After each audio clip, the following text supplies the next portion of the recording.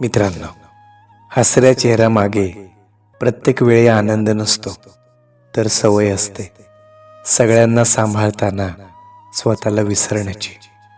हळूहळू लागलेली सवय लोक हसणं बघतात, पण आज जमा झालेला थकवा, निराशा, दुःख आणि न बोललेली वेदना कोणीही कधीही पाहत नाही.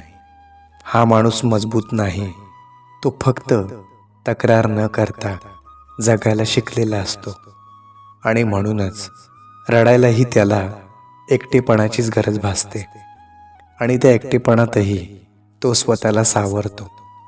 डोळ्यातून ओघळलेले अश्रू कोणालाच कळू न देता पुसत असतो, कारण त्याला माहीत असतं स्वतः कोसळलो तर सगळंच कोसळेल.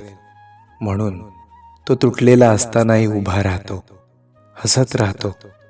कधीतरी कुणी तू ठीक आहेस ना एवढंच मनापासून विचारावं, इतकीच त्याची न बोललेली अपेक्षा असते. आणि त्या एका प्रश्नातच त्याला पुन्हा जिवंत राहण्याची ताकद मिळते.